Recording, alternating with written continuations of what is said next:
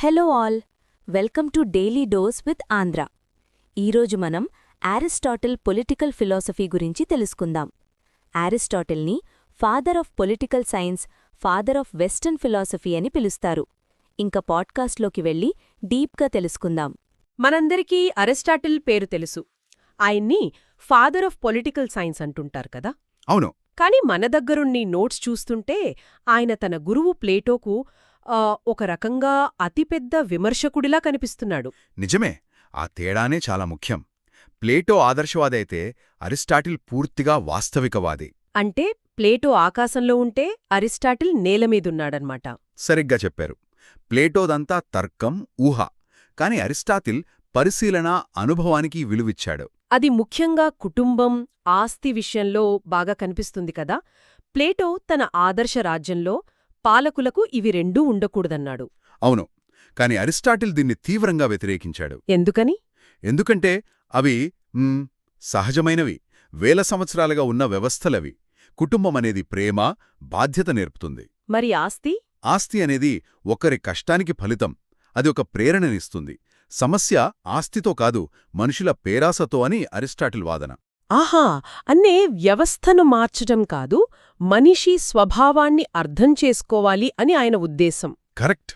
ఈ ఆలోచనే ఆయన చెప్పిన ఆ ప్రసిద్ధ వాక్యం వెనుక ఉందేమో, మనిషి స్వభావరీత్యా ఒక రాజనీతి జంతువు అని. ఖచ్చితంగా, దాని వెనుక చాలా లోతైన అర్థముంది.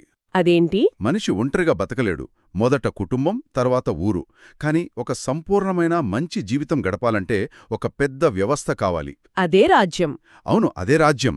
అందుకే రాజ్యమనేది ఎవరూ సృష్టించింది కాదు, అది సహజంగా ఏర్పడింది. మానవ వికాసానికి అది అత్యవసరం. అయితే ఆ రాజ్యంలో అందరూ సమానం కాదని కూడా అంతే స్పష్టంగా చెప్పాడు. పౌరసత్వంపై ఆయన అభిప్రాయాలు ఇప్పుడు వింటే చాలా ఆశ్చర్యంగా ఉంటాయి. నిజమే, ఒక రాజ్యంలో నివసించినంత మాత్రాన పౌరులు కారనే ఆయన వాదన. మరెవరు పౌరులు? ఆయన దృష్టిలో పౌరుడంటే చట్టాలు చేయడంలో, అంటే శాసనసభలో, ఇంకా న్యాయం చెప్పడంలో, అంటే కోర్టులో పాల్గొనేవాడు. అంటే పాలనలో భాగస్వామి అవ్వాలి. అవును. అందుకే ఈ పనులకు సమయం కేటాయించలేనివాళ్లు, అంటే శ్రామికులు, మహిళలు, పిల్లలు, బానిసలు, వీళ్లని పౌరులుగా చూడలేదు. ఇది కేవలం కొంతమంది ఉన్నత వర్గాలకే పరిమితమైనట్టుంది. ఒక రకంగా అంతే.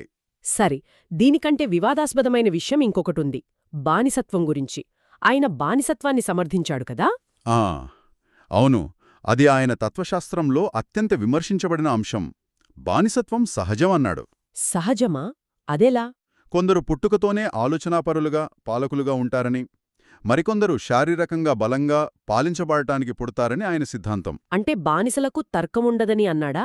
అవును, వారికి ఒక యజమాని మార్గనిర్దేశం అవసరమని భావించాడు. కాని ఇది వినడానికి కొంచెం ఒకరికి అవకాశాలివ్వకుండా వాళ్లలో తర్కం లేదని చెప్పడంలాగా లేదా? ఉంది. అందుకే కార్ల్ పాపర్ లాంటి వాళ్లు ఆ కాలంలోనే దీన్ని వ్యతిరేకించేవాళ్లు ఉన్నారని ఎత్తిచూపారు. సరే, ఇక ప్రభుత్వాల విషయానికొద్దాం. ఇక్కడ కూడా ఆయనది ఒక విలక్షణమైన పద్ధతి. అవును, ఇక్కడ కూడా ఆయన మధ్యమ మార్గం కనిపిస్తోంది. ప్రభుత్వాలను పాలకుల సంఖ్య, వారి లక్ష్యం బట్టి వర్గీకరించాడు. అంటే ఒకరు, కొందరు, చాలామంది. అలాగా. వాళ్లు ప్రజల కోసం పాలిస్తున్నారా లేక స్వప్రయోజనం కోసమా అనేది రెండో అంశం.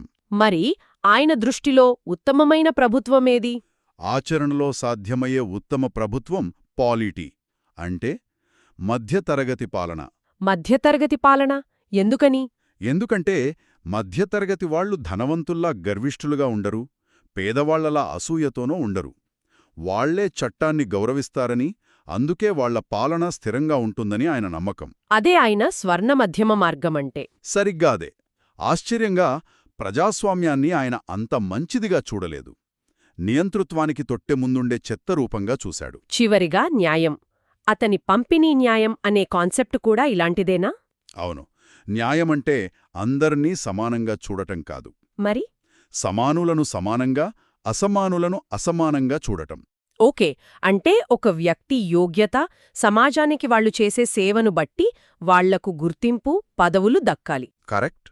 అందరినీ ఒకే గాటన కడితే యోగ్యులకు అన్యాయం జరిగే, అది అసంతృప్తికి, చివరికి విప్లవాలకు దారితీస్తుందని హెచ్చరించాడు. ఈ చర్చ మొత్తం మీద చూస్తే అరిస్టాటిల్ ఆచరణాత్మకత, సమతుల్యత అనేవి స్పష్టంగా కనిపిస్తున్నాయి. అదే సమయంలో బానిసత్వం, పౌరసత్వం లాంటి విషయాల్లో ఆ కాలపు ఆలోచనలకు, నేటి మన విలువలకు మధ్య ఎంత తేడా ఉందో కూడా అర్థమవుతోంది. వినేవారికి ఒక ఆలోచనతో ముగిద్దాం. అసమానులను సమానంగా చూడటం అన్యాయం, అదే విప్లవాలకు ఒక ముఖ్య కారణం అని అరిస్టాటిల్ నమ్మాడు. మరి ఈరోజు మనం కోరుకుంటున్న సమానత్వం, న్యాయం గురించి ఆలోచించినప్పుడు ఈ మాట మనల్ని ఏ ప్రశ్నలు అడుగుతుంది?